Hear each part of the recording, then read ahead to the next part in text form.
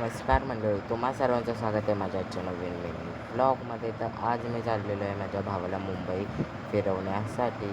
तर सर्वात पहिले पोहोचलो कुर्ला स्टेशनला. स्टेशनवरतून लोकल पकडून आता जायला निघलो आहे CSMT स्टेशनला. लोकलने प्रवास करायची म्हणजे खूप वेगळीच असते, खूप भारी वाटतं. त्याच्यानंतर पोहोचलो CSMT स्टेशनला, सेंट्रल लाईनचं लास्ट स्टॉप. त्याला दाखवलं CSMT स्टेशन. त्याला खूप भारी वाटलं, खूप एन्जॉय करत होता. खूप कंटाळा पण आलेला, ऊन पण होतं, पावसाळा असून. त्याच्यानंतर फर्स्ट आलो गेटवेला.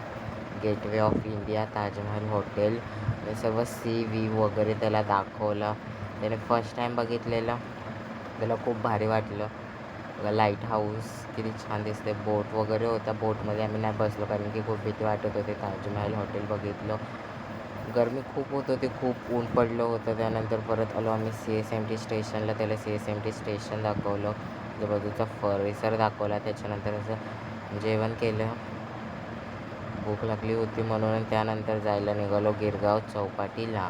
तर खूप फेवरेट प्लेस आहे माझी गिरगाव चौपाटी, खूप भारी वाटते. तर खूप सारा एन्जॉय केला, भरपूर वेळ इथं आम्ही घालवला. खूप भारी वाटलं.